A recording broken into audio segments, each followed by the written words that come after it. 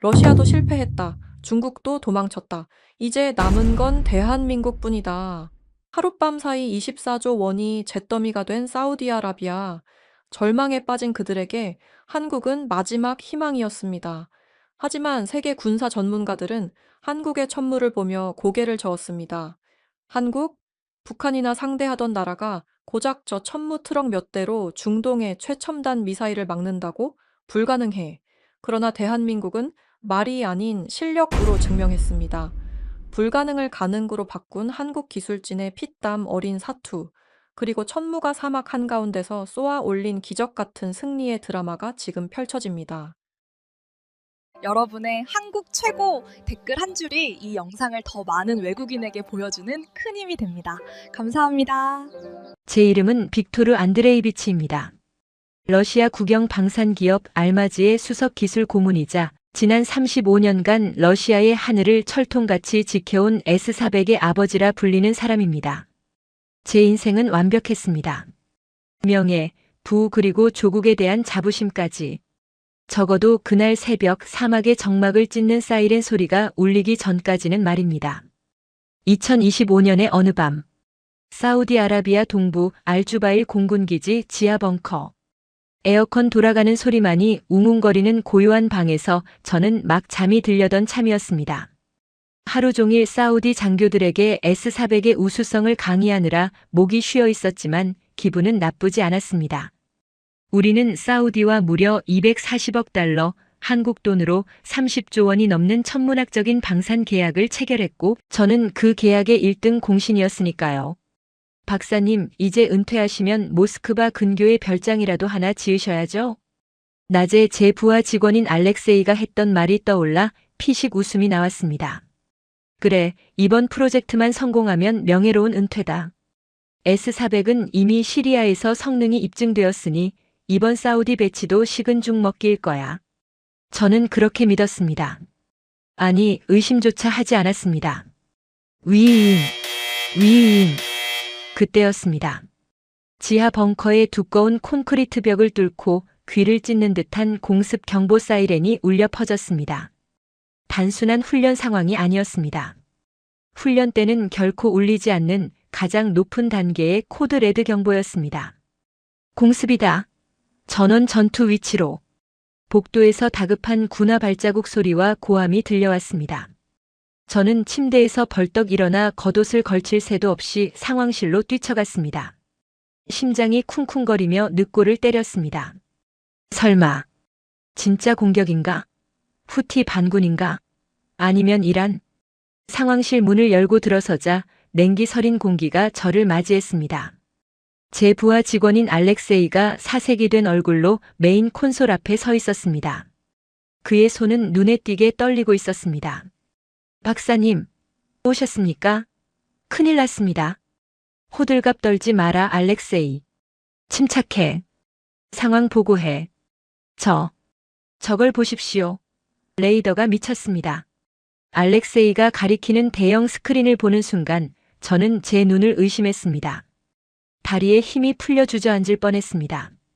레이더 화면 가득 붉은 점들이 뒤덮고 있었습니다. 하나, 둘, 셋. 아니, 셀 수가 없었습니다. 마치 붉은 개미떼가 화면을 갉아먹는 것처럼 북동쪽 국경을 넘어 수많은 비행체가 쇄도하고 있었습니다. 목표물 식별, 드론, 순항 미사일, 그리고 적어도 침투 비행체 혼합. 총 수량 127개입니다. 127개? 제 입에서 신음 같은 소리가 터져 나왔습니다. 이건 국지 도발이 아니었습니다. 전면전 수준의 대규모 공습이었습니다. 적들은 작정한 듯 했습니다. 사우디의 심장부인 석유 시설을 완전히 지도에서 지워버리겠다는 명백한 사리가 느껴졌습니다. 도달까지 남은 시간은 9분. 9분 남았습니다. 9분. 짧다면 짧고 길다면 긴 시간. 하지만 저는 떨리는 손을 주먹 쥐며 애써 입가에 미소를 지어 보였습니다. 사우디군 장교들이 저를 쳐다보고 있었기 때문입니다. 제가 동요하면 그들도 무너집니다. 저는 S-400의 아버지로서의 위엄을 지켜야 했습니다. 걱정하지 마십시오. 제가 짐짓 큰 소리로 말했습니다. 저 밖에는 제가 평생을 바쳐 만든 걸작 S-400 포대가 버티고 있습니다. 시리아 전선에서 미국의 최신 스텔스기마저 감지해냈던 명실상부 지구상 최강의 방패입니다. 127개, 200개가 와도 문제 없습니다. 러시아의 기술력을 믿으십시오. 제 말에 사우디군 사령관의 표정이 조금 풀렸습니다. 그는 고개를 끄덕이며 명령을 내렸습니다. 전 포대 자동 요격 개시. 단 한 발도 놓치지 마라. 요격 개시. 명령과 함께 화면 속 CCTV 영상에서 S-400 발사대가 거대한 불기둥을 뿜어내기 시작했습니다. 콰광. 슈웅 마이너스. 밤하늘을 찢으며 하얀 연기를 내뿜는 요격 미사일들이 솟구쳤습니다.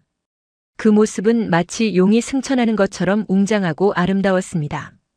저는 팔짱을 끼고 그 광경을 감상했습니다. 봐라. 이것이 위대한 조국 러시아의 힘이다. 저 따위 조잡한 드론 공격 따위는 파리 잡듯 떨어뜨려 주마.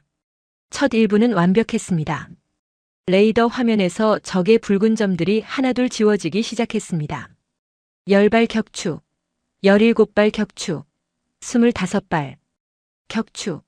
오퍼레이터의 카운트가 올라갈 때마다 상황실의 사우디 장교들은 환호성을 질렀습니다. 서로의 어깨를 치며 승리를 확신하는 분위기였습니다. 알렉세이도 안도의 한숨을 내쉬며 저를 보며 웃었습니다. 역시 박사님이십니다. 시스템이 완벽하게 작동하고 있습니다. 그런데 90초가 지났을 때였습니다. 뭔가 이상했습니다. 분명 우리 S-400 미사일은 쉴 새 없이 발사되고 있는데 격추 카운트 올라가는 속도가 현저히 느려지기 시작했습니다. 박사님 숫자가 안 올라갑니다. 알렉세이의 목소리가 다시 떨리기 시작했습니다. 저는 미간을 찌푸리며 화면을 노려보았습니다. 격추된 목표물 29개. 거기서 숫자가 멈춰버렸습니다. 아직 화면에는 98개의 붉은 점들이 살아있는데 S-400의 요격 미사일들은 허공을 가르며 엉뚱한 곳에서 폭발하고 있었습니다. 뭐야? 왜 빗나가는 거야? 레이더 오작동인가? 아닙니다. 레이더는 정상입니다. 그런데 뭐? 적들이 속임수를 썼습니다. 알렉세이가 비명을 지르듯 보고했습니다. 먼저 날아온 29개는 고고도에서 날아오는 가짜 미끼였습니다. S-400의 레이더가 고도가 높은 물체를 최우선 위협으로 인식한다는 알고리즘을 역이용한 겁니다. 우리는 지금 깡통을 요격하느라 진짜 미사일을 다 써버렸습니다. 뭐라고? 머리를 쇠망치로 얻어맞은 듯한 충격이었습니다. 진짜 위협인 적어도 드론과 순항 미사일들은 우리가 미끼와 씨름하는 사이 지상 50m 높이로 낮게 깔려 사막의 모래 언덕 사이를 비집고 들어오고 있었습니다. S-400의 레이더 사각지대. 그 치명적인 약점을 적들은 정확히 파고들었습니다. 재장전에 빨리. 제가 고래고래 소리를 질렀습니다. 재장전 시간 26분 걸립니다. 미친. 지금 1분 1초가 급한데 26분이라니. 그 순간이었습니다. 붉은 점들이 상황실 모니터의 방어선 안쪽으로 진입했습니다. 그리고 잠시 후 쿵, 콰광, 콰앙. 지축을 울리는 굉음과 함께 상황실 천장에서 먼지와 콘크리트 가루가 우수수 쏟아졌습니다. 지진이 난 것처럼 바닥이 요동쳤습니다. 전기가 깜빡거리더니 비상등이 켜졌고 붉은 경광등이 미친 듯이 돌아갔습니다. 3번 저장고 피격. 대형 화재 발생. 7번 정유시설 붕괴. 파이프라인 연쇄 폭발. 가와르 유전 통제 불능. 불길이 잡히지 않습니다. 비명 같은 보고가 무전기를 통해 쏟아져 들어왔습니다. 화면 속 CCTV 영상은 지옥 그 자체였습니다. 사우디의 심장이라 불리는 가와르 유전 시설이 시뻘건 화염에 휩싸여 불타오르고 있었습니다. 검은 연기가 달빛마저 가려버린 채 하늘로 치솟았습니다. 그 불꽃 하나하나가 180억 달러, 우리 돈으로 24조 원이 허공으로 사라지는 모습이었습니다. 저는 멍하니 그 화면을 바라보았습니다. 다리가 후들거려 서 있을 수가 없었습니다. 책상을 짚고 겨우 버텼습니다. 발사된 미사일 67발. 격추된 목표 29개. 계산기를 두들길 필요도 없었습니다. 43%. 세계 최강이라던 러시아의 자존심이라던 S-400의 성적표는 처참했습니다. 낙제점. 아니, 파멸이었습니다. 이게 말이 돼? 내가 평생을 바쳐 만든 게 고작 이 정도였다고. 제 손이 덜덜 떨리기 시작했습니다. 35년의 세월이 부정당하는 순간이었습니다. 그때 쾅 하고 상황실의 육중한 철문이 부서질 듯 열렸습니다. 사우디 국방장관 살만 왕자가 들이닥쳤습니다. 그의 붉은색 터번은 흐트러져 있었고 눈에는 사람을 죽일 듯한 살기가 등등했습니다. 그 뒤로 무장한 근위병들이 따라 들어왔습니다. 빅토르 박사.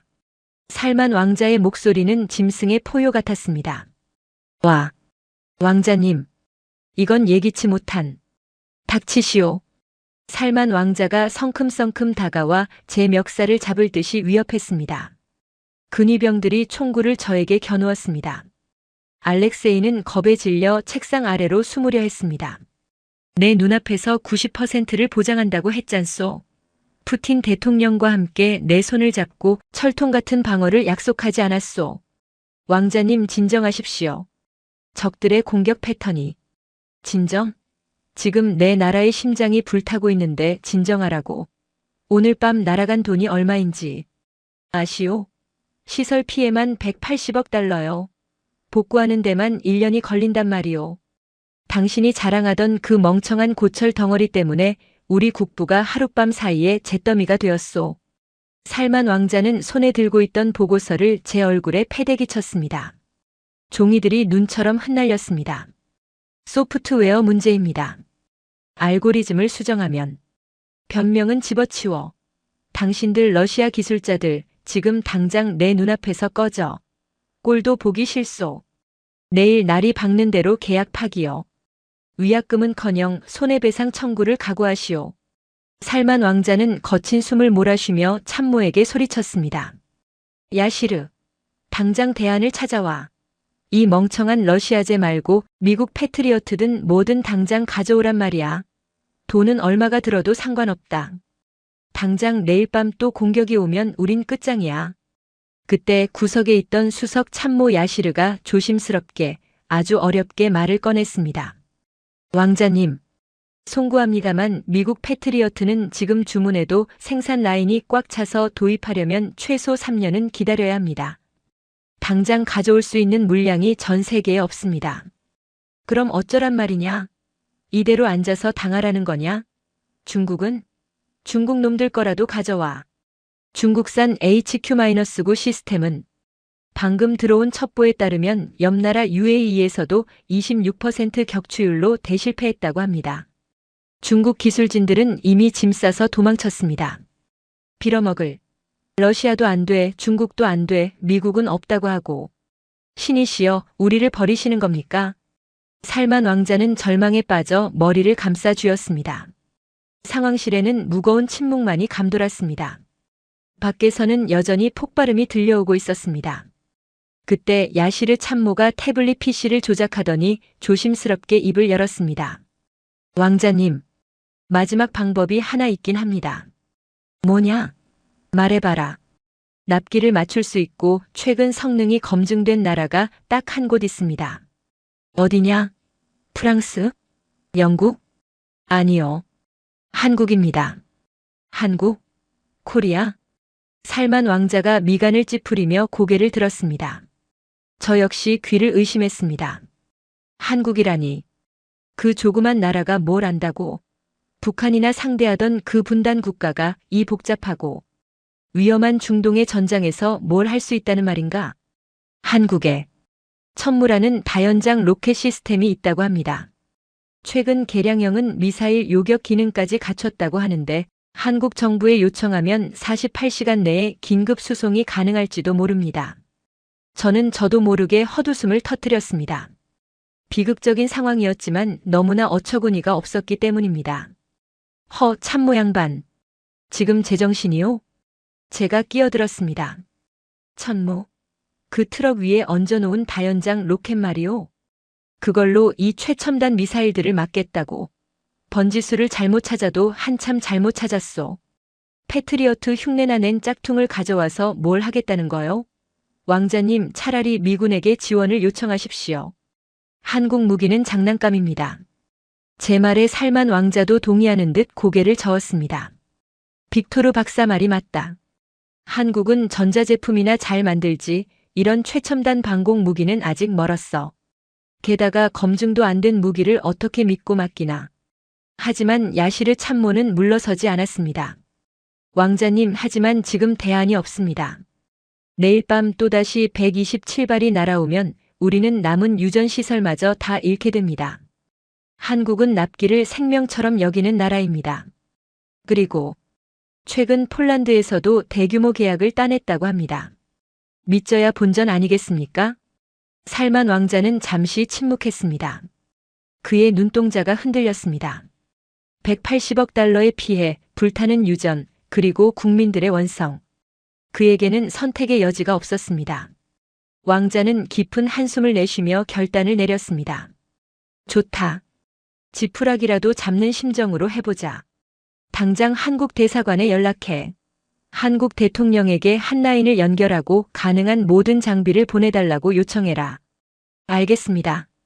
참모가 급히 상황실을 나갔습니다.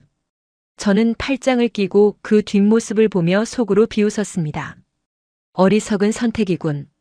한국? 그들이 뭘 할 수 있겠어. 48시간 안에 온다고. 와서 설치하는 데만 일주일은 걸릴 거다. 그리고 막상 뚜껑을 열어보면 우리 S400보다 더 형편없겠지. 저는 확신했습니다. 한국은 그저 미국의 기술을 베끼기나 하는 패스트 팔로워일 뿐이라고. 방공 시스템이라는 건 하루아침에 만들어지는 게 아니라고. 35년 외길 인생을 걸어온 나조차 실패했는데 그들이 성공할 리가 없다고. 빅토르 박사. 살만 왕자가 차가운 목소리로 저를 불렀습니다. 당신은 떠나지 마시오. 네. 한국 무기가 도착해서 작전하는 꼴을 내 눈으로 직접 봐야겠어. 만약 그들도 실패한다면 당신 말대로 우리 운명이 거기까지인 거겠지.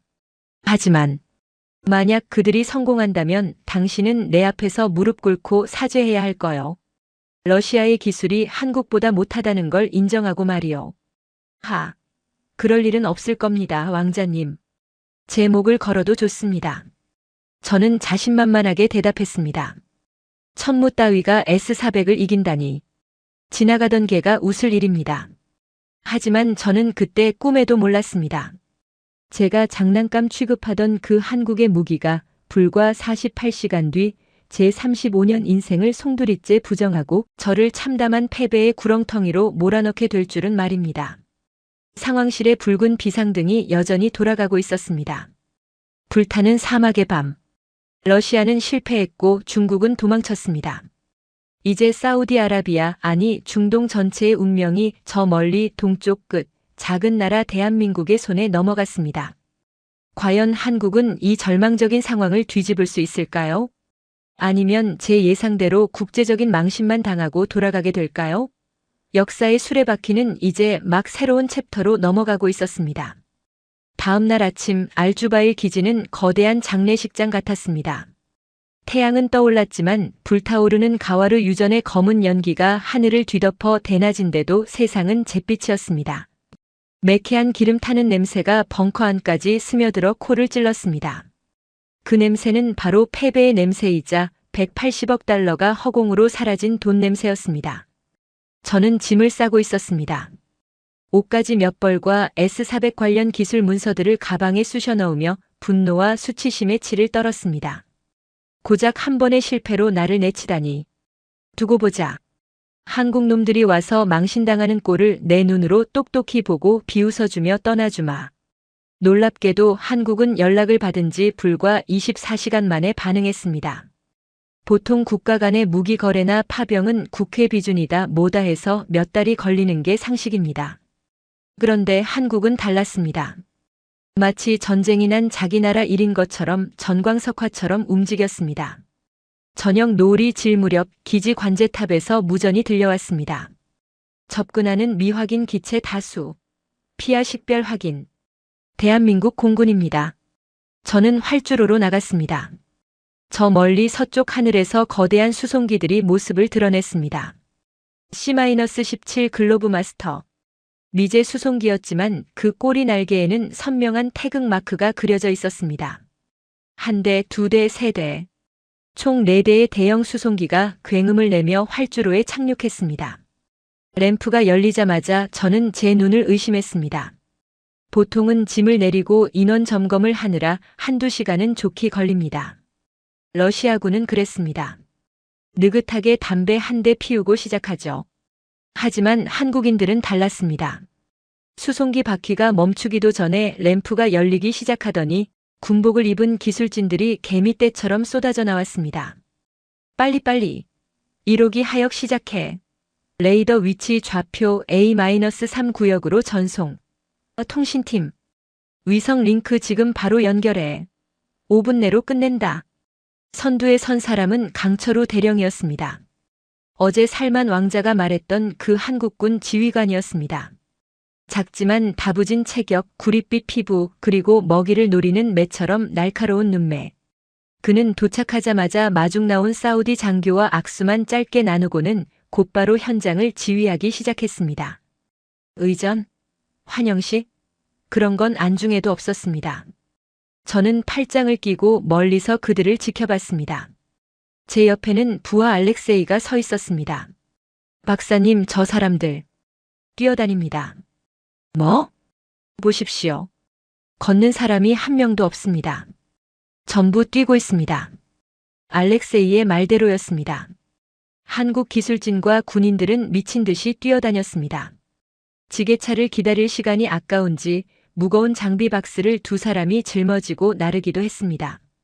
그들의 등은 이미 땀으로 흥건했습니다. 48시간 안에 작전 배치를 끝내겠다고. 허풍도 정도껏 해야지. 레이더 보정만 일주일이 걸리는 정밀 작업이야. 저렇게 서두르다간 케이블 하나 잘못 연결해서 시스템 전체가 먹통이 될 거다. 저는 속으로 코웃음을 쳤습니다. 정밀 무기 체계는 속도가 중요한 게 아닙니다. 정확성이 생명이죠. 저런 빨리빨리 문화가 반도체나 휴대폰 만드는 데는 통할지 몰라도 사람 목숨이 오가는 방공 시스템에서는 치명적인 독이 될 거라고 확신했습니다. 하지만 제 예상은 보기 좋게 빗나갔습니다.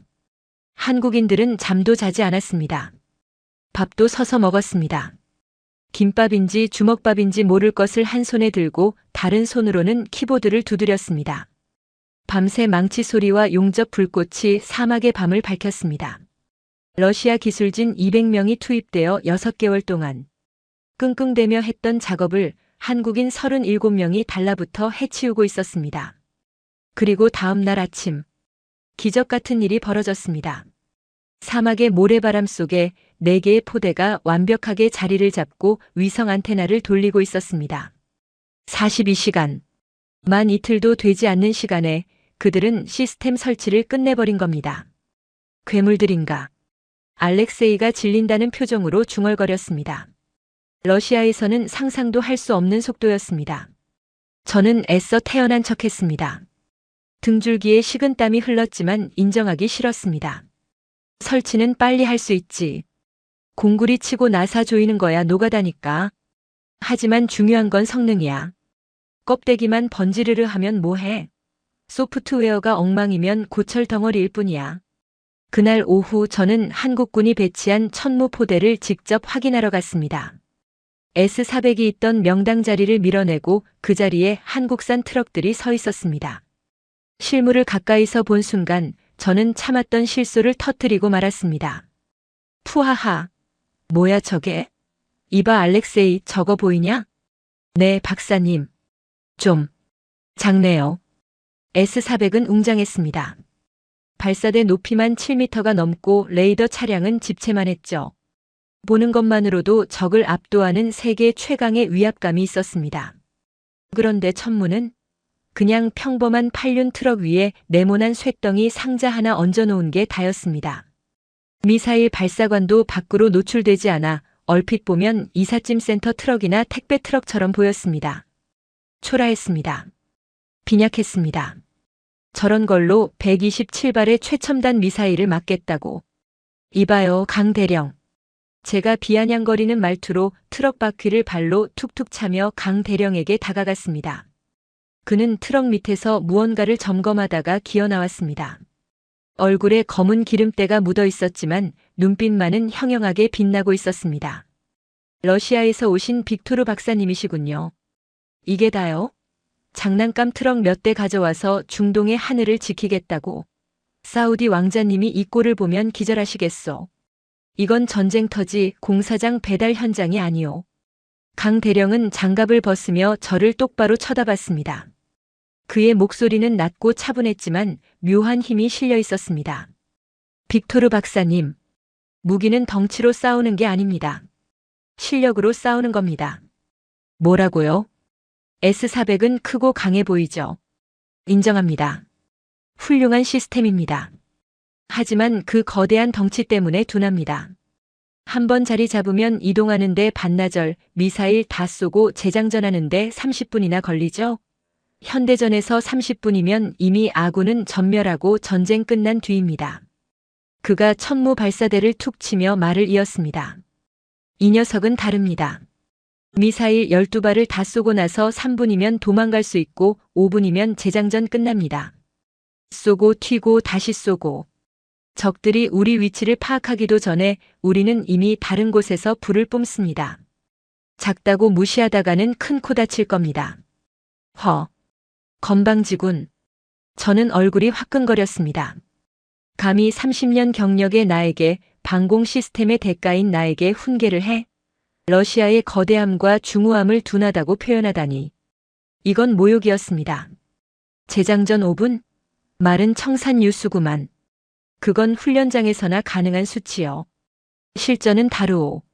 모래바람이 불고 포탄이 터지는 상황에서도 그게 가능할 것 같소? 가능합니다. 우리는 그렇게 훈련했으니까요. 강 대령은 단 한 치도 물러서지 않았습니다. 좋소. 어디 두고 봅시다. 오늘 밤 당신들의 그 잘난 장난감 트럭이 얼마나 버티나 구경하겠소. 43%? 천만에. 10%라도 막으면 내 손에 장을 지지겠소. 내 장담하는데 오늘 밤 또다시 유전이 불타면 그 책임은 전적으로 당신들이 져야 할 거요. 만약 우리가 다 막아낸다면 그때는 박사님이 사과하셔야 할 겁니다.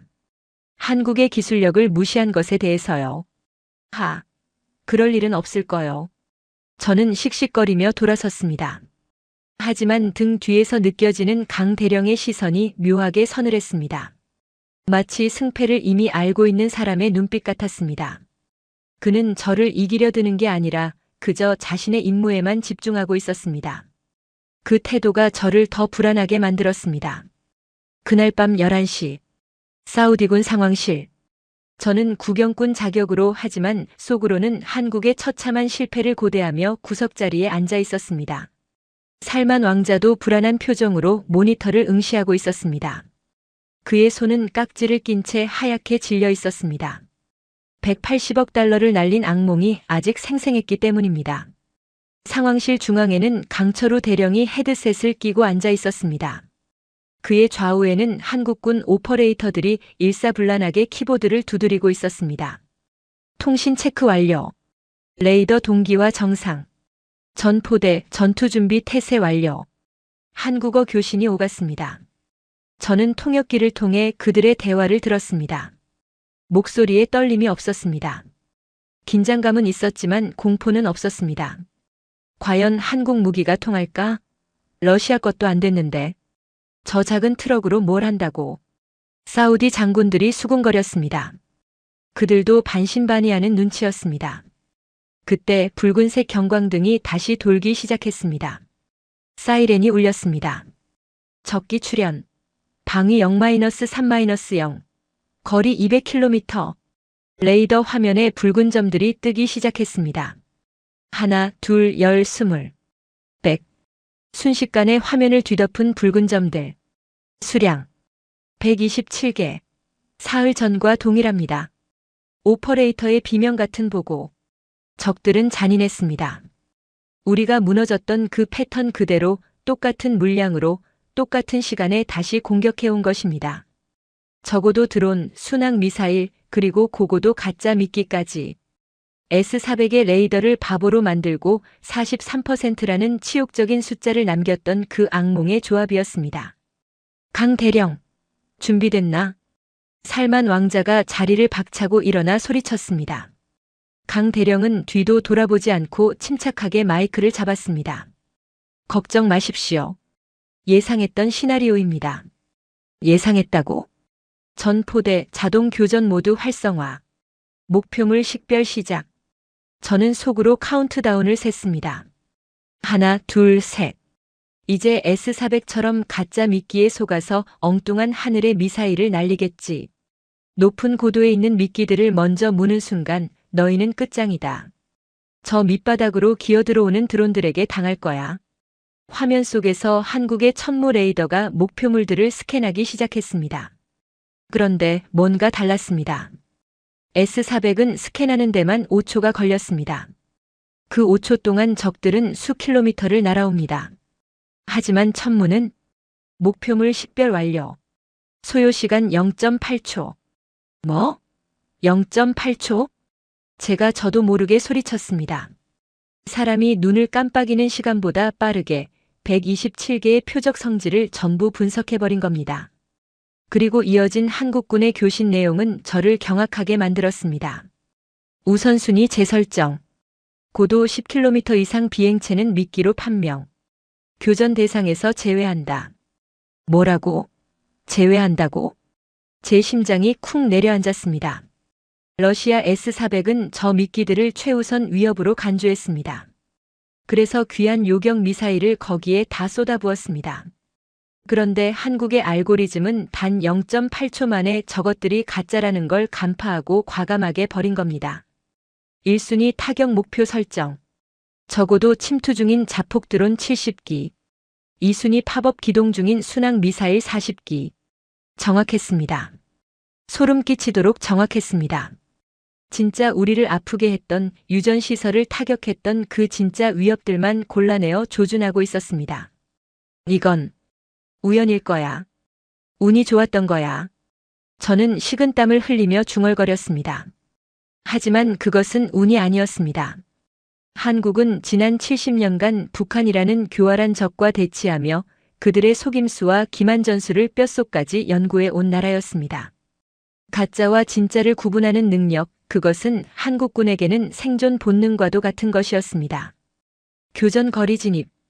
카운트다운 3, 2, 1. 강 대령의 목소리가 상황실에 울려 퍼졌습니다. 살만 왕자는 눈을 질끈 감았습니다. 저 역시 마른 침을 삼켰습니다. 과연 저 장난감 같은 트럭에서 나가는 미사일이 마하의 속도로 날아오는 적들을 맞출 수 있을까? 발사. 명령과 함께 CCTV 화면 속 천무 발사대에서 섬광이 번쩍였습니다. 그런데 발사되는 모습조차 S400과는 차원이 달랐습니다. S400이 쿠궁-하고 묵직하게 한 발씩 쏘아 올렸다면 천무는 달랐습니다. 슈슈슈슈슈슝 마이너스. 마치 기관총을 쏘듯 믿을 수 없는 속도로 미사일들이 연달아 쏟아져 나왔습니다. 0.5초 간격. 한 대의 트럭에서 12발의 미사일이 순식간에 하늘을 뒤덮었습니다.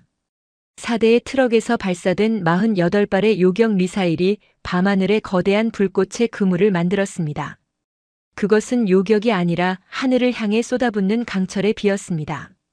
저 속도 봐. 미사일이 춤을 춘다. 사우디 장교 하나가 비명을 질렀습니다. 발사된 한국산 유도탄들은 마치 살아있는 생물처럼 꿈틀거렸습니다. 그냥 직선으로 날아가는 게 아니었습니다. 적 드론이 왼쪽으로 꺾으면 왼쪽으로, 오른쪽으로 숨으면 오른쪽으로. 끝까지 지독하게 쫓아갔습니다. 능동형 탐색기. 미사일 자체에 고성능 레이더 눈이 달려있어 한번 문먹잇감은 절대로 놓치지 않는다는 한국의 독자 기술. 러시아도 비용 문제로 포기했던 그 기술을 한국은 이 작은 미사일에 구현해낸 것입니다. 쾅, 쾅, 쾅, 쾅. 레이더 화면의 붉은 점들이 팝콘 터지듯 사라지기 시작했습니다. 가장 위험했던 적어도 드론들이 추풍낙엽처럼 떨어졌습니다. 10발 격추, 30발 격추, 50발 격추. 오퍼레이터의 목소리가 점점 하이톤으로 변해갔습니다. 흥분과 경악이 섞인 목소리였습니다. 단 30초. S-400이 10분을 싸워도 막지 못했던 그 드론 부대가 단 30초 만에 전멸했습니다. 격추율 100%. 이건 말도 안 돼. 이건 마법이야. 저는 넋을 잃고 화면을 바라보았습니다. 제 35년 방산 지식이 송두리째 무너지고 있었습니다. 그때 적의 순항 미사일들이 당황한 듯 회피 기동을 시작했습니다. 급격하게 고도를 낮추고 지그재그로 날기 시작했습니다. S-400도 놓쳤던 그 마구 같은 움직임. 회피 기동 확인. 2차 요격탄 발사. 강 대령은 당황하지 않았습니다. 이미 예상했다는 듯 두 번째 버튼을 눌렀습니다. 천무의 장점, 빠른 재장전과 연속 발사 능력이 빛을 발하는 순간이었습니다. 아직 공중에는 1차로 쏘아 올린 미사일들이 남아있는데 추가로 발사된 미사일들이 그 뒤를 받쳐주며 완벽한 킬존을 형성했습니다. 적 미사일들은 도망칠 곳이 없었습니다. 앞에는 1차 요격탄, 뒤에는 2차 요격탄. 하늘이 좁다는 듯 천무의 미사일들은 적들을 구석으로 몰아넣고 하나씩 잔인할 정도로 정확하게 터뜨렸습니다. 쾅 마이너스. 마지막 순항 미사일 하나가 기지 외곽 상공에서 화려한 불꽃놀이처럼 산화했습니다. 상황실 시계는 작전 개시 후 딱 2분 52초를 가리키고 있었습니다. 3분도 채 되지 않는 시간. 상황 종료. 전 포대 사격 중지. 강 대령의 차분한 목소리가 정적을 깼습니다. 화면에 최종 결과가 떴습니다. 적 공격 127발, 격추 124발, 자연 추락 3발, 피해 시설 없음, 격추율 97.6%. 정적. 상황실에는 에어컨 돌아가는 소리와 사람들의 거친 숨소리밖에 들리지 않았습니다. 너무나 압도적인 결과에 다들 숨 쉬는 것조차 잊어버린 듯 했습니다. 현실감이 없었습니다. 이건 전쟁이 아니었습니다. 일방적인 학살이자 한국 기술력의 무력 시위였습니다. 그 침묵을 깬 건 살만 왕자였습니다. 그는 떨리는 손으로 입을 틀어막고 있다가 천천히 자리에서 일어났습니다. 알라후 아크바르. 신은 위대하다. 왕자가 책상을 내리치며 포효했습니다. 그 뒤를 이어 사우디 장군들, 참모들이 일제히 환호성을 질렀습니다. 와! 사우디 장교들이 서로 얼싸안고 덩실덩실 춤을 추고 눈물을 흘렸습니다. 지옥의 문턱에서 살아 돌아온 사람들의 환호였습니다. 대단하다 코리아. 이게 진짜다. 이게 진짜 방패다. 러시아 거랑은 비교가 안 돼. 신이시여 감사합니다. 환호하는 인파 속에서 저는 홀로 무인도에 갇힌 섬처럼 서 있었습니다. 화면에 떠 있는 숫자 97.6%. 그 숫자가 제 35년 인생을 비웃고 있는 것 같았습니다. 러시아의 자존심? S-400의 명성? 그 장난감 같다던 한국 트럭 앞에서, 그 초라해 보이던 네모난 상자 앞에서 산산이 조각났습니다. 강 대령이 헤드셋을 벗고 저를 쳐다보았습니다. 그는 환호하지도 웃지도 않았습니다. 그저 임무를 완수한 군인의 모습으로 저에게 가볍게 목례를 했을 뿐입니다. 하지만 그 침묵이, 그 담담한 태도가 저에게는 더 큰 패배감을 안겨주었습니다. 보셨습니까? 우리는 덩치로 싸우지 않습니다. 우리는 말로 싸우지 않습니다. 우리는 결과로 증명합니다. 그의 눈빛이 그렇게 말하는 것 같았습니다. 저는 고개를 떨구었습니다. 얼굴이 화끈거려 견딜 수가 없었습니다. 장난감이라고 비웃었던 제 오만이 부메랑이 되어 제 심장을 찔렀습니다.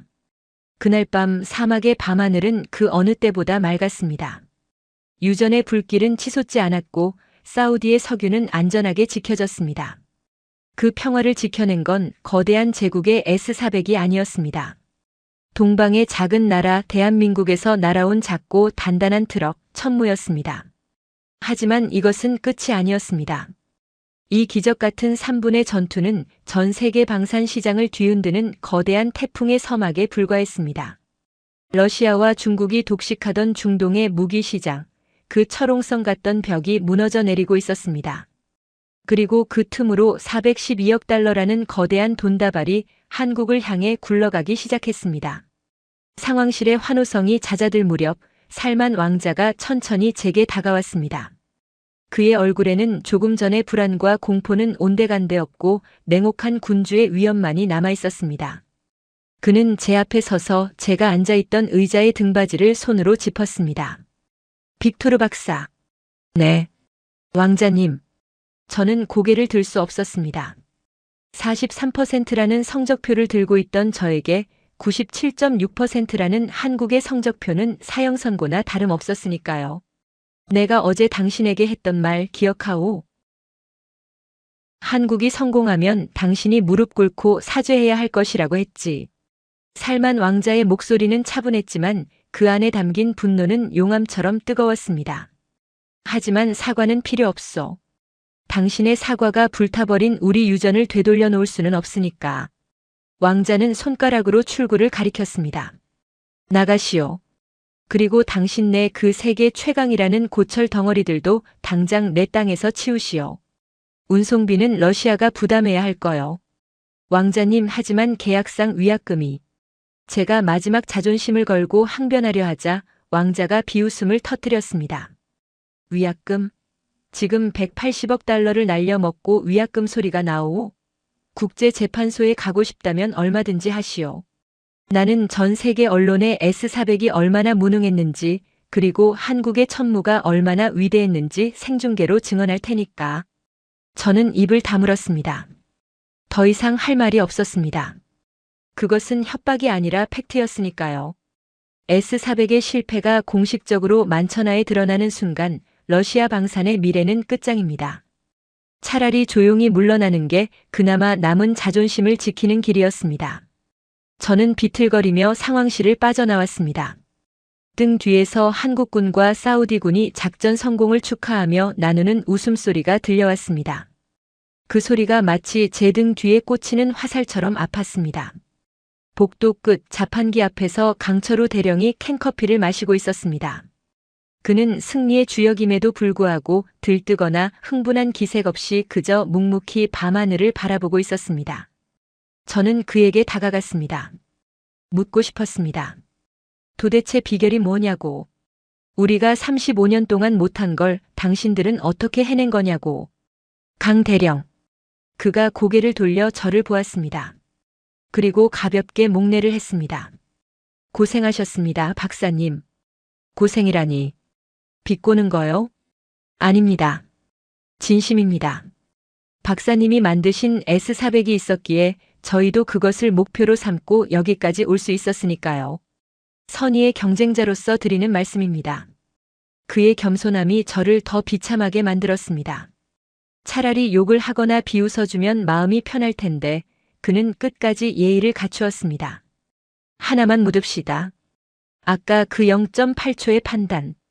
그리고 미사일의 유도 성능. 솔직히 말해보시오. 그거 미국 기술이지? 로키드 마틴이나 레이시온에서 기술 이전받은 거 아니오? 제 질문에 강 대령은 씁쓸한 미소를 지었습니다. 미국이요? 천만에요. 미국은 우리에게 핵심 기술을 절대 주지 않습니다. 미사일 사거리 제한, 탄두 중량 제한. 족쇄만 채웠지 기술을 준 적은 없습니다. 그럼 그게 전부 한국 독자 기술이란 말이오? 네. 박사님, 우리는 배고픈 나라였습니다. 돈도 없고 기술도 없고 믿을 건 사람뿐이었죠. 연구원들이 밤을 새워가며 수천 번 실패하고 수만 번 데이터를 깎아서 만든 겁니다. 남들이 안 된다고 할 때 우리는 해야만 한다고 생각했으니까요. 그는 다 마신 캔커피를 구겨 쓰레기통에 던졌습니다. 우리는 등 뒤가 낭떠러지입니다. 북한이라는 실존하는 위협이 머리에 총구를 겨누고 있는데 남의 기술만 믿고 있을 수는 없지 않습니까? 살기 위해서, 생존하기 위해서 만든 기술입니다. 그래서 독할 수밖에 없습니다. 생존. 그 단어가 제 가슴을 쳤습니다. 러시아에게 방사는 권력이자 비즈니스였습니다. 하지만 한국에게 방사는 생존이었습니다. 살기 위해 만든 칼과 팔기 위해 만든 칼. 그 예리함의 차이가 오늘 밤 승패를 갈랐던 것입니다. 저는 아무 말도 하지 못하고 고개를 숙였습니다. 강 대령은 저에게 거수 경례를 하고는 다시 자신의 부하들이 있는 곳으로 돌아갔습니다. 그의 뒷모습이 그 어느 때보다 거대해 보였습니다. 숙소로 돌아가는 길 기지 외곽의 벤치에 누군가 앉아 있었습니다. 담배 연기를 길게 내뿜고 있는 남자. 중국 국영 방산 기업의 기술 고문 왕웨이였습니다. 그 역시 이번 입찰 경쟁에 참여했다가 중국산 HQ-9 시스템의 처참한 실패 격추율 26%로 일찌감치 짐을 싼 상태였습니다. 빅토르 박사. 소식 들었소. 97.6%라지. 왕웨이의 목소리는 갈라져 있었습니다. 들었소. 당신네는 어땠소? 말도 마시오. 우린 더 처참했소. UAE 국방장관이 내 면전에 대고 메이드 인 차이나는 믿을 수가 없다며 소리를 지르더군요. 36개 포대 전량 반품이요. 우리는 나란히 앉아 사막의 밤하늘을 올려다보았습니다. 세계 2위, 3위를 다투는 군사대국의 기술자 2명이 동방의 작은 나라 한국에게 완패하고 씁쓸하게 패배를 곱씹는 밤이었습니다. 왕 교수, 솔직히 말해봅시다. 우리가 왜 졌다고 생각하오? 왕웨이는 꽁초를 바닥에 비벼 끄며 말했습니다. 오만했소. 우리는 우리가 최고라고 착각했지. 30년 전 기술을 가지고 가성비 운운하며 팔아먹을 생각만 했소. 그런데 한국은 달랐소. 그가 스마트폰을 꺼내 무언가를 보여주었습니다. 한국의 방산연구소 불이 24시간 꺼지지 않는다는 뉴스 기사였습니다. 그들은 30년 늦게 출발했지만 3배 더 빨리 뛰었소. 우리가 걷고 있을 때 그들은 뛰었고 우리가 자고 있을 때 그들은 연구했소. 그리고 무엇보다 왕웨이가 저를 쳐다보았습니다. 그들은 고객을 왕으로 대접했소. 우리는 고객을 호구로 받고 사우디가 급하다고 할 때 우리는 절차를 따지며 뜸을 들였지만 한국은 수송기부터 띄우지 않았소. 그 진심, 그 태도에서 이미 승부는 난 거요. 저는 반박할 수 없었습니다. 기술의 격차보다 더 큰 것은 태도의 격차였습니다. 강대국의 갑질에 지쳐있던 중동 국가들에게 한국의 진심 어린 서비스와 압도적인 실력은 가뭄의 단비와도 같았을 것입니다. 이제 세상이 바뀌겠군. 제가 중얼거렸습니다. 러시아와 중국의 시대는 저물고 한국의 시대가 올 거요. 그로부터 48시간 뒤 우려했던, 아니 예상했던 도미노 현상이 시작되었습니다. 사우디 국방부의 공식 발표는 전 세계 방산 시장에 핵폭탄을 터뜨린 것과 같았습니다. 속보 사우디아라비아 러시아 S-400 도입 전면 백지화. 한국 천무 시스템 120억 달러 규모 긴급 계약 체결. 뉴스는 시작에 불과했습니다. 그날 오후 UAE 국방부가 긴급 기자회견을 열었습니다. 우리는 중국산 HQ-9의 성능에 깊은 실망을 표하며 이를 전량 한국의 천무와 천공 시스템으로 교체하기로 결정했다. 계약 규모는 80억 달러다. 다음 날 카타르가 뒤를 이었습니다. 카타르 월드컵 당시 한국군의 대테러 지원에 깊은 감명을 받았다. 우리 영공 방어도 한국에 맡긴다. 천무 포대 도입 확정. 60억 달러. 쿠웨이트, 오만까지. 중동 5개국이 약속이나 한 듯 러시아와 중국 장비를 걷어내고 그 빈자리를 한국산 무기로 채우겠다고 선언했습니다. 호텔 방에서 TV 뉴스를 보던 저는 화면에 뜨는 숫자들을 보며 현기증을 느꼈습니다. 120억, 80억, 60억. 계산기를 두들겨 보았습니다. 중동 5개국이 일주일 사이에 한국과 체결한 계약 총액 412억 달러. 우리 돈으로 환산하면 약 55조 원. 55조. 55조 원이라니. 손이 떨려 물잔을 쏟았습니다. 55조 원. 이 돈은 러시아가 지난 10년 동안 전 세계에 무기를 팔아본 돈보다 많은 액수였습니다. 그 거대한 부가 단 일주일 만에 한국이라는 작은 나라로 빨려 들어가고 있었습니다. 이것은 단순한 무기 수출이 아니었습니다. 세계의 돈과 패권이 이동하는 역사적인 순간이었습니다. TV 화면에는 활짝 웃으며 악수하는 한국 대통령과 중동의 왕세자들 모습이 나오고 있었습니다. 그리고 그 뒤로 늠름하게 서 있는 천무 발사대의 모습이 클로즈업 되었습니다. 불과 며칠 전 제가 장난감이라고 비웃었던 그 트럭이 이제는 황금알을 낳는 거위가 되어 있었습니다. 저는 모스크바로 소환되었습니다. 비행기에 오르기 전 마지막으로 뒤를 돌아보았습니다. 활주로에는 한국의 수송기들이 쉴 새 없이 뜨고 내리고 있었습니다. 새로운 천무 포대와 한국군 병력을 실어 나르는 수송기들이었습니다. 반면 러시아 수송기는 초라하게 구석에 처박혀 철수할 S-400 장비를 싣기를 기다리고 있었습니다. 승자와 패자의 명암이 너무나 극명했습니다. 모스크바 크렘린궁 지하 회의실. 분위기는 시베리아 벌판보다 차가웠습니다. 국방부 장관, 안보보좌관, 그리고 푸틴 대통령의 최측근들이 긴 테이블에 앉아 저를 노려보고 있었습니다. 빅토르 박사. 안보보좌관 드미트리 페스코프가 얼음장 같은 목소리로 입을 열었습니다. 43%. 그 숫자가 무엇을 의미하는지 아시오? 면목 없습니다. 면목? 지금 면목 타령할 때가 아니오. 당신의 그 43% 때문에 러시아 방사는 사망 선고를 받았소. 인도가 S-400 추가 도입을 보류했고 터키도 계약 재검토를 통보해왔소. 당신이 우리 조국의 밥줄을 끊어놓았단 말이오. 페스코프가 서류 뭉치를 제 얼굴에 던졌습니다. 한국의 천무 수출 실적 보고서였습니다. 이걸 보시오. 한국은 1년 만에 412억 달러를 벌었소. 우리는 영원이야. 제로. 단 한 건의 계약도 따내지 못했소. 저는 바닥에 떨어진 서류를 주울 생각도 하지 못하고 고개를 떨구었습니다. 35년. 제 청춘과 인생을 바쳐 쌓아올린 S-400의 신화가 한국의 3분 쇼에 의해 처참하게 무너졌습니다. 박사. 당신은 러시아의 영웅이었소. 하지만 페스코프가 한숨을 내쉬며 말했습니다. 시대가 변했소. 영웅은 늙었고 새로운 강자가 나타났소.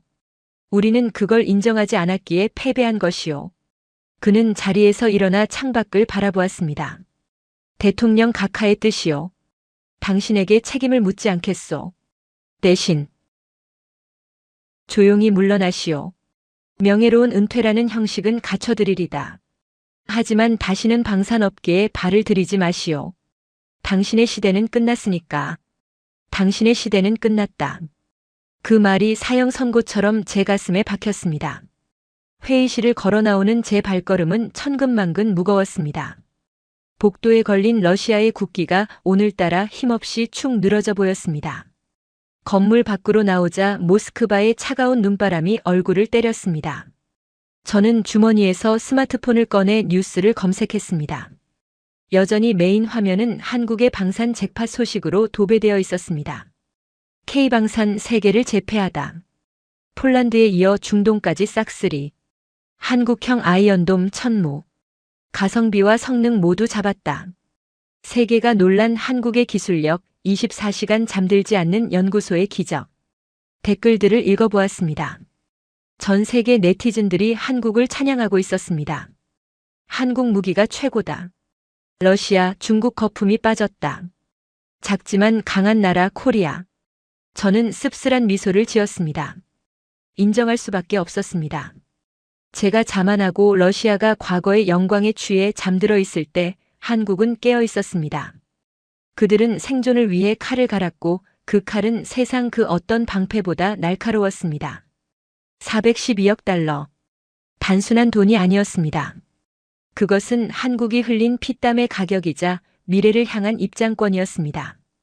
그리고 러시아에게는 오만과 나태함에 대한 뼈아픈 벌금 청구서였습니다. 저는 택시를 잡았습니다. 어디로 모실까요? 기사가 물었습니다. 그냥 집으로 갑시다. 긴 여행이 끝났으니 이제 쉬어야겠소. 차창 밖으로 스쳐 지나가는 모스크바의 풍경이 낯설게 느껴졌습니다. 제국은 저물고 있었습니다. 그리고 저 멀리 동쪽에서 새로운 태양이 무섭게 떠오르고 있었습니다. 대한민국이라는 이름의 작지만 결코 무시할 수 없는 거인. 저는 눈을 감았습니다. 눈을 감으니 사우디 사막의 밤하늘을 수놓던 천무의 불꽃놀이가 떠올랐습니다.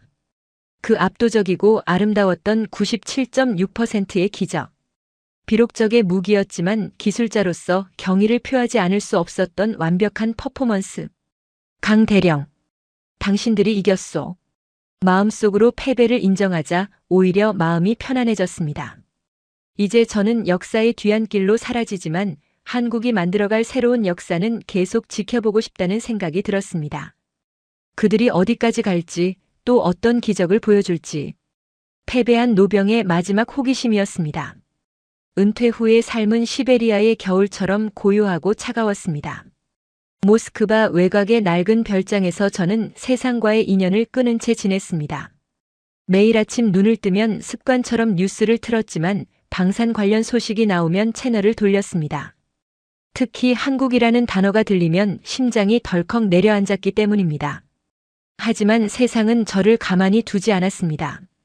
한국의 방산 잭팟 소식은 귀를 막아도 들려왔습니다.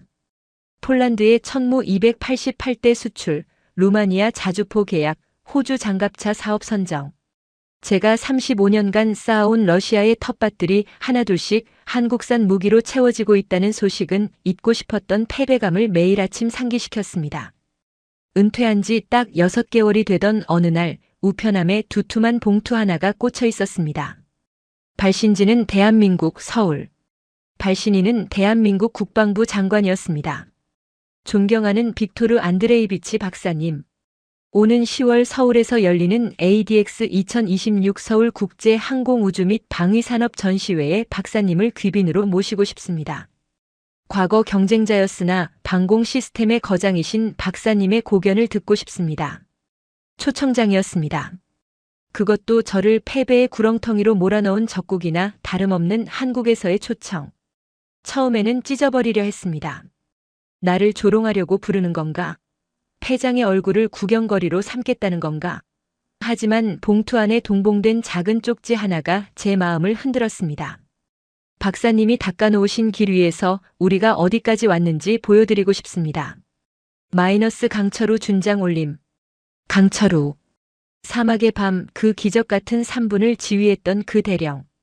그가 어느새 장군 준장이 되어 저를 부르고 있었습니다.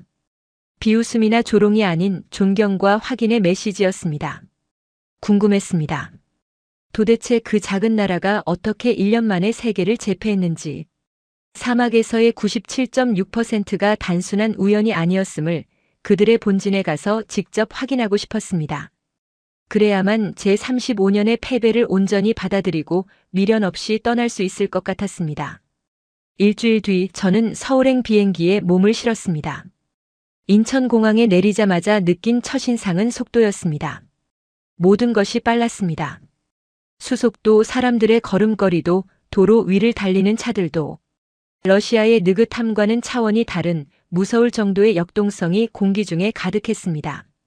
이 속도구나. 이 속도가 사막에서 42시간 만에 포대를 설치한 원동력이었구나. 서울공항에서 열린 ADX 전시장. 그곳은 거대한 용광로 같았습니다. 전 세계 군 관계자, 바이어, 그리고 수만 명의 관람객들이 인산인해를 이루고 있었습니다. 미국의 로키드 마틴, 영국의 BAE 시스템즈 등 쟁쟁한 기업들의 부스가 있었지만 가장 뜨거운 열기가 느껴지는 곳은 단연 한국 기업들의 부스였습니다.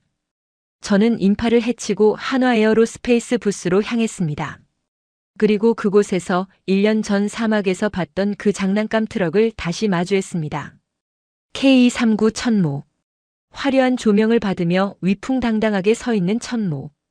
1년 전에는 초라해 보였던 그 네모난 발사대가 지금은 마치 세상을 호령하는 장군의 갑옷처럼 빛나 보였습니다. 수십 명의 외국 장군들이 그 앞에서 브리핑을 듣고 있었습니다. 이게 그 사우디의 기적을 만든 장비입니까? 납기일은 얼마나 단축할 수 있습니까?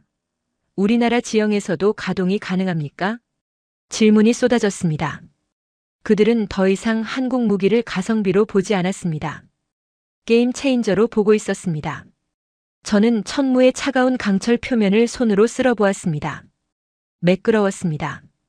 그리고 단단했습니다.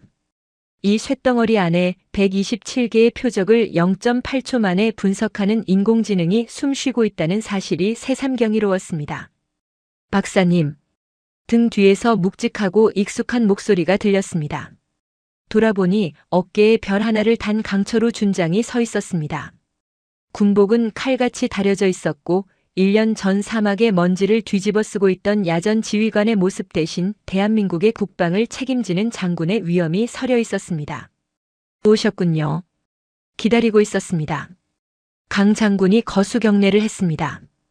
패자에게 보내는 예우였습니다. 저도 모르게 자세를 바로잡고 고개를 숙였습니다. 초대해줘서 고맙소, 장군. 덕분에 내가 왜 졌는지 확실히 알게 되었소. 차 한잔 하시겠습니까? 조용한 곳을 마련해 두었습니다. 우리는 VIP 라운지로 이동했습니다. 통유리 너머로 에어쇼가 펼쳐지고 있었습니다. 한국의 초음 속 전투기 KF-21이 굉음을 내며 수직으로 솟구쳐 올랐습니다. 러시아 수호의 전투기의 기동 못지않은 날렵함이었습니다. 이 나라는 도대체 못 만드는 게 뭔가. 허탈한 웃음이 나왔습니다. 강 장군, 솔직히 말해보시오. 제가 찻잔을 내려놓으며 물었습니다. 사우디에서의 성공, 그리고 지금의 이 엄청난 수출 실적. 비결이 뭡니까? 단순히 기술이 좋아서? 아니면 운이 좋아서? 강 장군은 잠시 창밖의 KF-21을 바라보더니 담담하게 입을 열었습니다. 박사님, 러시아는 세계 최강의 군사대국입니다. 중국도 그렇고 미국도 그렇죠. 그렇소. 적어도 스펙상으로는. 그게 문제입니다. 강대국들은 여유가 있습니다. 실패해도 돌아갈 곳이 있고 무기가 하나쯤 오작동해도 다른 무기로 대체하면 그만입니다. 강 장군이 저를 똑바로 쳐다보았습니다. 하지만 대한민국은 다릅니다. 우리는 여유가 없습니다. 휴전선 너머 40km 지점에 우리를 향해 수천 문의 대포와 미사일을 겨누고 있는 적이 있습니다. 우리는 70년 동안 매일 밤 전쟁의 공포를 안고 잠들었습니다. 우리에게 방산 기술은 비즈니스가 아닙니다.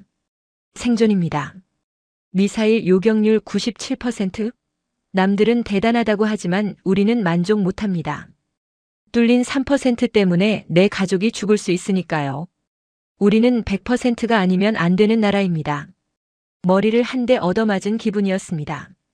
왕웨이가 사막에서 했던 말이 떠올랐습니다.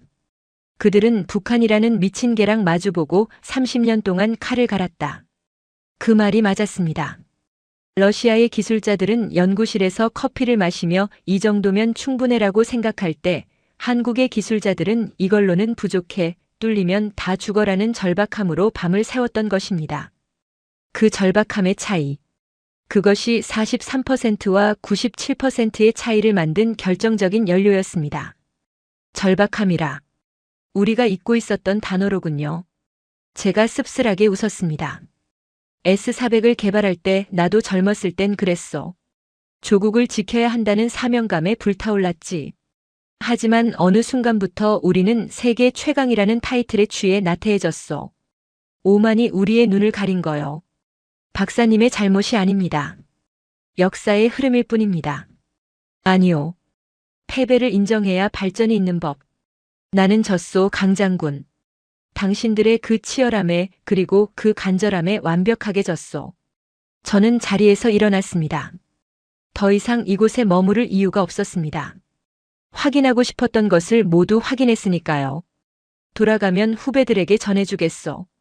동방에 작지만 무서운 나라가 있다고. 그들은 잠들지 않는다고. 그들을 배우지 않으면 러시아의 미래는 없다고 말이요.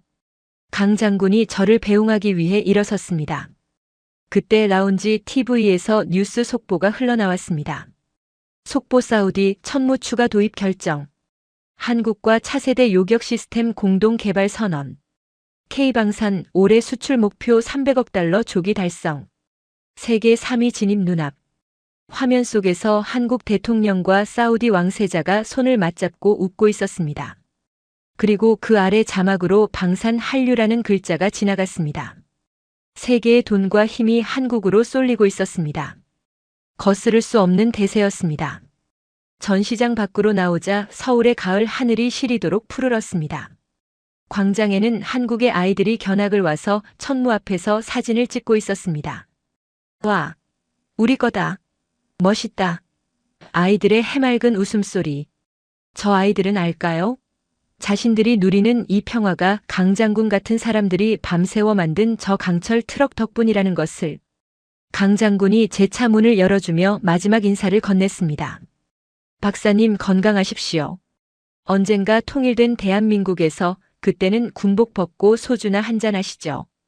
하, 좋소. 그때는 내가 가장 비싼 보드카를 들고 오리다. 그리고 부디 이 나라를 잘 지켜주시오. 당신들이 만든 그 기적이 헛되지 않도록. 차에 올라타 창문을 내렸습니다.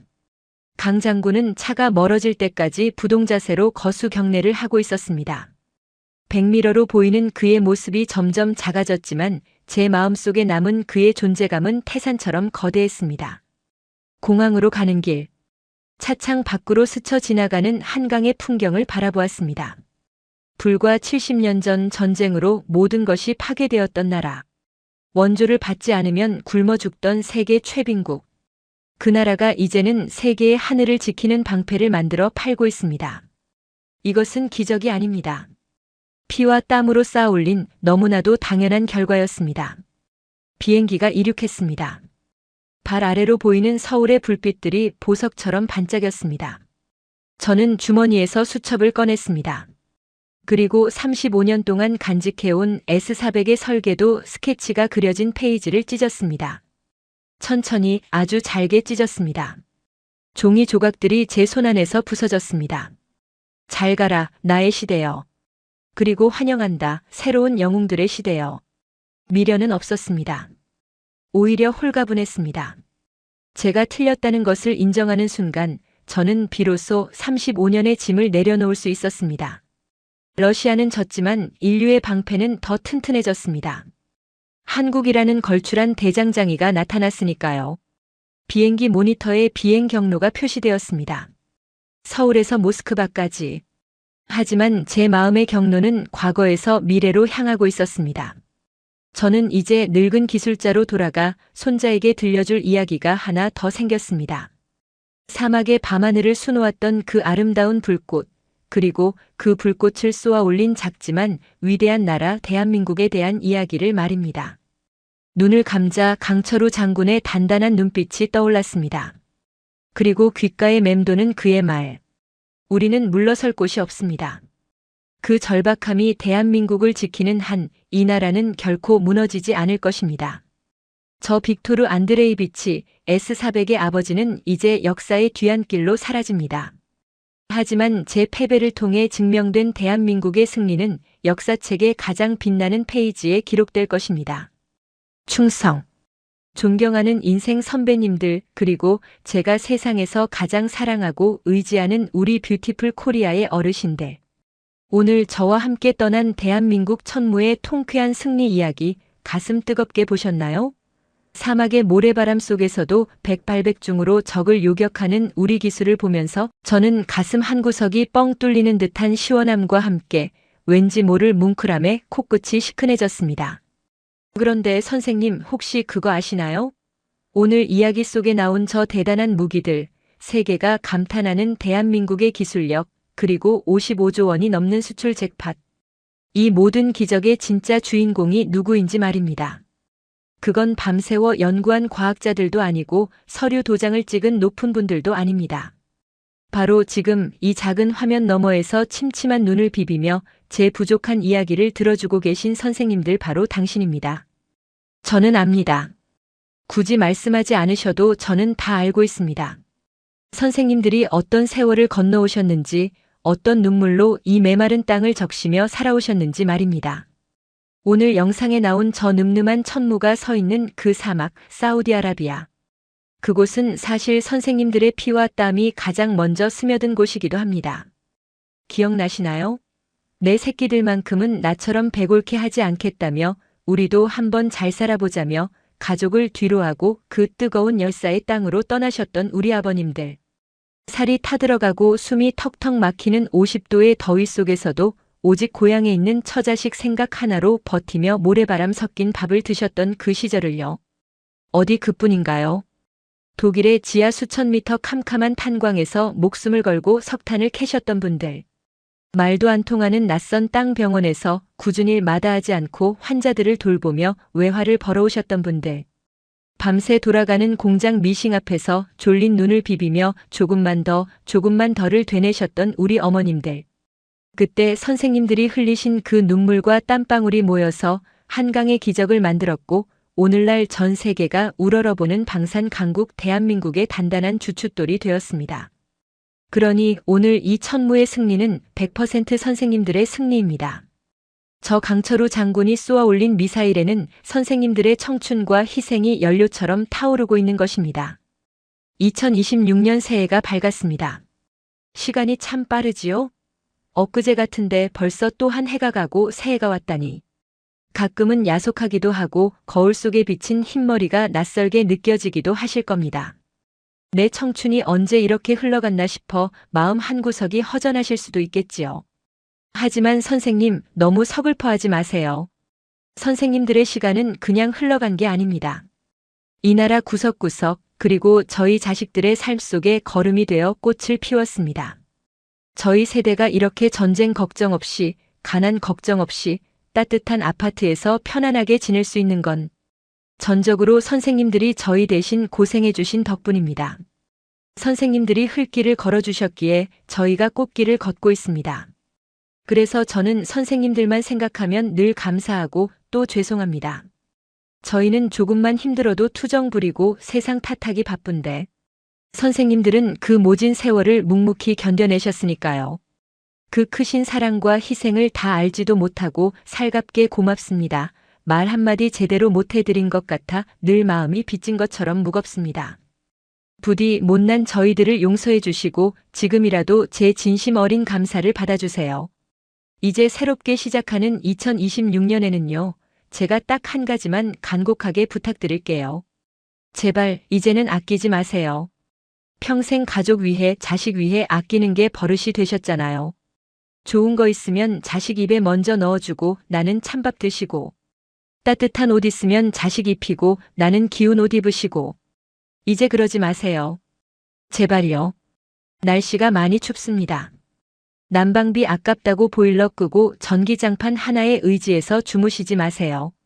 방바닥 차갑게 하지 마세요. 선생님들 무릎 시리고 뼈마디 쑤시는 거 찬 데서 주무시면 더 심해집니다. 보일러 펑펑 트세요. 훈훈하게 지내세요. 선생님들이 따뜻하게 주무시고 감기 안 걸리고 건강하신 게 자식들 병원비 안 나가게 도와주는 길이고 돈 벌어주는 길입니다. 아끼는 게 아니에요. 나 자신을 위해 쓰는 게 진짜 남는 겁니다. 입맛 없다고 물에 밥 대충 말아 드시지 마시고요.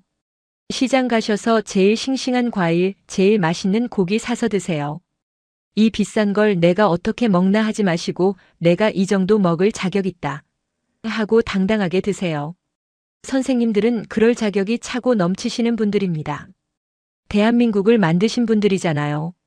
저는 가끔 상상해 봅니다. 화면 너머에 계신 우리 선생님들 한 분 한 분 찾아뵙고 그 거칠어진 손 꼭 잡아드리는 상상을요. 어르신 참 잘 살아오셨습니다. 정말 훌륭하십니다. 고맙습니다. 하고 따뜻하게 안아드리고 뭉친 어깨도 주물러드리고 싶습니다. 비록 지금은 이렇게 목소리로밖에 마음을 전할 수 없지만 제 이 간절한 진심이 선생님들의 안방 아랫목처럼 따뜻한 온기로 전해졌으면 좋겠습니다. 오늘 천무의 승리 이야기로 가슴이 좀 뻥 뚫리셨나요? 그리고 저의 이 작은 응원이 선생님들 마음에 위로가 되셨나요? 그렇다면 오늘 하루 어떠셨는지 댓글로 안부 좀 전해주세요.